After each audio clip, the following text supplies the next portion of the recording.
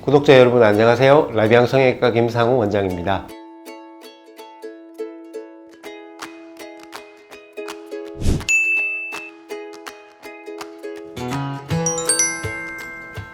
어떤 방식으로 수술이 진행되더라도 일정 기간이 지나면 가슴에 사용된 보형물들은 피막이라는 막에 쌓이게 됩니다. 그래서 이제 주변에 있는 우리 몸의 정상 조직이랑은 분리가 되고 격리가 됩니다. 어떤 방에 갇히게 되는 거죠. 주변에 있는 내 몸의 조직들이 원래 하던 기능에 크게 영향을 주지는 않습니다.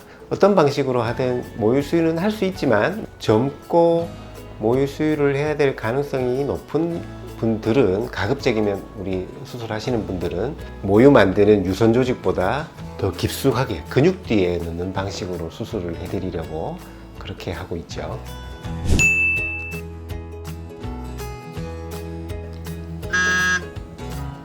특별히 문제가 생기지 않을 확률이 훨씬 더 높기는 합니다. 근데 왜 10년 이런 이야기를 자주 하느냐 하면요, 보형물이 영구적으로 안전하게 유지되지 않을 수 있다는 걸 환자분들한테 주지시키기 위해서 이렇게 하는 이야기일 수도 있고요.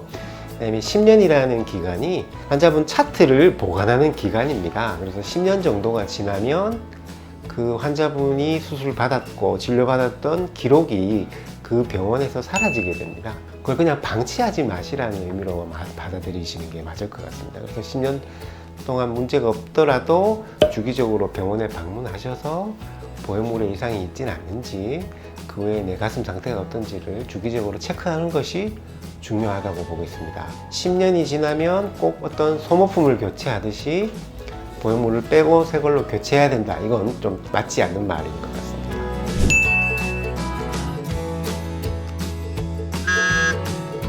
지금 현재 사용되고 있는 실리콘 겔 보형물과는 해당 사항이 없는 내용이라서 X를 들었습니다. 비행기 안에서 보형물 수술을 했던 환자분 가슴에 이상이 생겼던 사례가 있습니다. 이 경우는 식염수 보형물로 수술을 하셨던 여성인데, 이제 비행기를 타면서 기압이 낮아지니까 가슴이 이렇게 부풀었던 경우가 있습니다. 이 경우는 식염수를 채우는 과정에 이제 공기가 좀 같이 들어갈 수 있는데요. 이 여성분 보형물에는 공기가 조금 제법 많이 들어갔었던 모양입니다. 그렇게 되니까 이제 기압이 낮아지면서 그 공기가 이렇게 팽창을 하면서 한쪽 가슴이 좀 부어 올랐던 그런 사례가 있기는 합니다. 현재 사용되고 있는 실리콘 겔 보형물이랑은 관련이 없는 거라고 생각하시면 되겠습니다.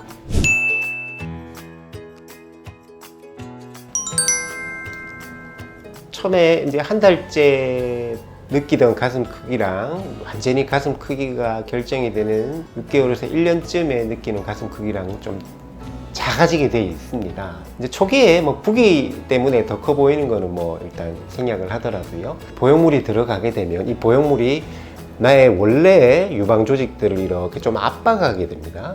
그리고 이제 너무 큰 보형물을 넣었던 분들은 뒤쪽에 있는 갈비뼈 부분도 살짝은 이렇게 뒤로 약간 물러나게 되고요. 그래서 원래의 가슴 조직들이 보형물에 이렇게 압박이 돼서 원래의 가슴 조직 피부 지방층이 조금 더 얇아지면서 내 원래 가슴도 조금 더 작아질 수 있습니다. 한 6개월에서 1년 정도가 되면 보형물로 수술한 경우 가슴 크기가 어느 정도 결정이 되고, 체중이 굉장히 급격하게 변하지 않으면 거기서는 뭐 큰 차이가 생기지 않는다라고 보시면 되겠습니다.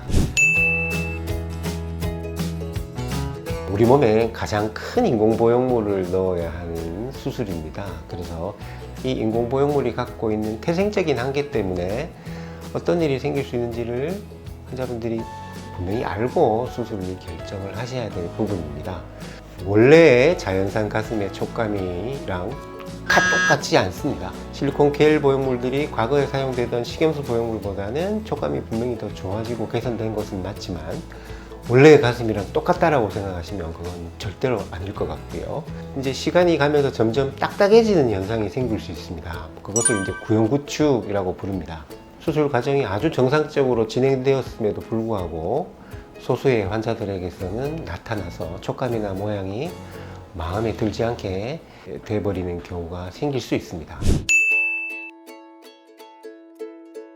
수술하고 나서도 사실은 수술 관리가 조금 케이스 바이 케이스입니다. 환자분이 어떤 보형물을 사용을 했고 어떤 방식의 수술을 하셨고 이런 것들에 따라서 관리 방법이 좀 많이 달라지는데요.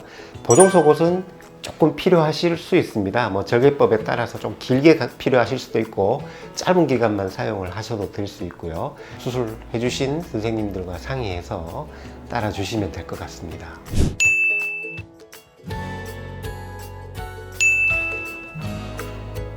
사실 뭐 기본에 충실하지 않아서 뭐 정말 이제 상상도 할 수 없는 이야기들이 요즘 좀 이슈가 되고 있습니다. 뭐 수술을 상담한 집도의사가 진행을 하지 않는다든지 이런 것들이 문제가 되고 있습니다. 상식을 가진 사람들이라면 생각할 수 없는 문제들입니다. 뭐 그런 것들이 극소수에서 일어나는 일이지만 이런 것들이 좀 이슈가 된다는 것은 뭐 진짜 의사들이 좀 반성해야 될 부분이기도 한 것 같습니다. 인공보형물을 사용하는 가슴 수술에 관해서는 이제 환자와 충분한 상의를 거치고 문제를 일으킬 수 있음을 환자와 충분히 인지를 하고 이제 충분한 좋은 관계를 쌓은 다음에 수술이 진행되어야 한다고 생각합니다. 저는 뭐 그런 부분들을 이야기하고 싶습니다. 궁금한 게 있으시면 댓글 남겨주십시오. 언제든지 저희들이 영상으로 찾아뵙도록 하겠습니다. 오늘 영상이 도움이 되셨다면 좋아요와 구독 부탁드립니다.